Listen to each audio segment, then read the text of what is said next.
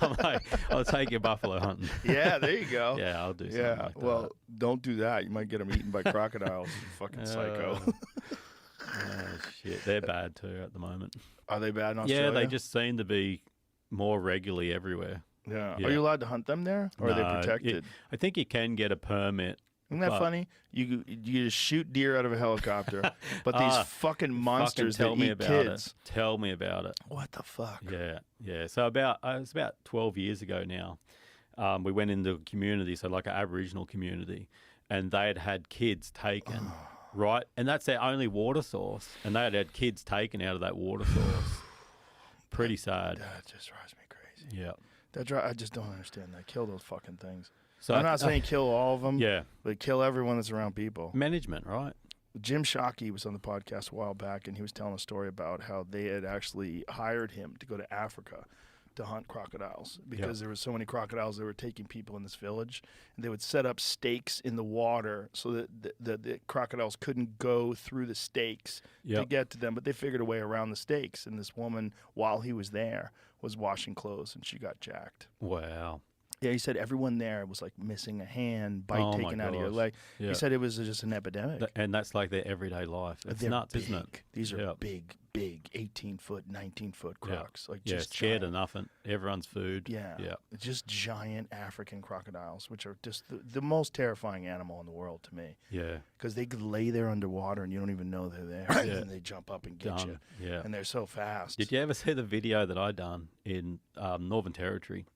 And is it online? It's online. How would Jamie find it? Oh, I think I pinned it to my Instagram, and I sort of talk people through it. Like after, obviously, I'm not talking when I'm walking up there. So I'm going up there, and there's like all these like little water holes as it's drying up, and there's all these pigs laying on like 2 or 3 water holes that way, and no pigs laying on a water hole this way. So I'm like, oh, that's a bit sus already. And then I just seen it, dude. I could just see its eyes above the water and the back of its tail. Oh, this is it. So there's a small water hole. Yeah. Right there on the bank, you can see a big saltwater crocodile. You can see his snout and his eyes closest to the bank, and then you can see like the ridge of the front of his tail. Oh, God. Up in the water. I actually watched him come from the centre of that billabong there, right to the edge, when he noticed the line that I was taking to the edge of the water. Watch this thing sink away.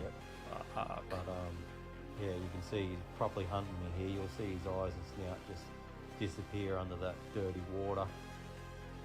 Look how slow he drops away. And he's doing that to try to get you. And you're walking close to this motherfucker. Yeah, look at his tail prime. See the water? Just lunge forward and have a crack at me. So he's ready to go. How far away are you from here? Away from the coast. 10 meters, maybe. Why? Oh my God! Look at it. It's getting ready. Look at its tail. He just. I know they're called a saltwater crocodile, but they should be called an all-water crocodile because they live in all water. Yeah, and I just threw that stick at him just to let him know that I know you're there, and a little bit of a fuck you too. But Jesus Christ, those things are terrifying. Grabbing you and dragging you into that water, and then twisting and tearing your limbs off. Oh. Out in the middle of nowhere. Oh. Horrible death. Bro.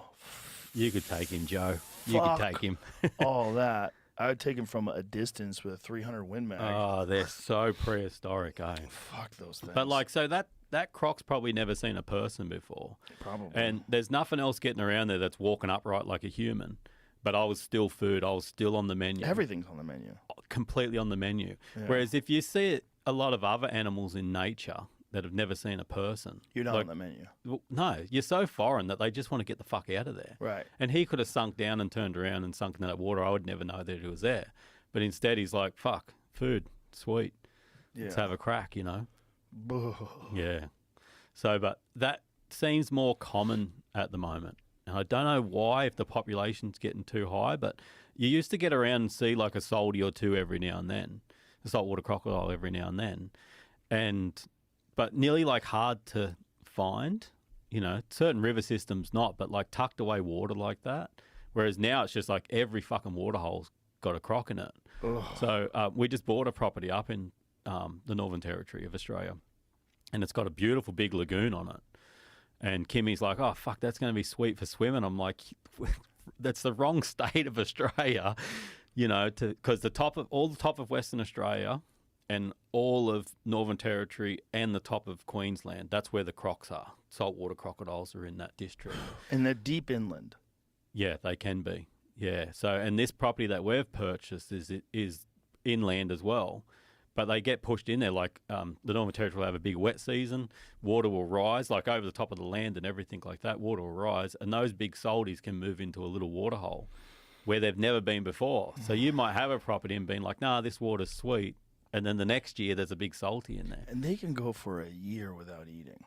They'd be freaking desperate if they did. Like, you're definitely on the menu if they do that. But, I mean, that's just an extraordinary animal. Yeah. I mean, evolution just has honed those motherfuckers to a razor's edge. Oh, yeah.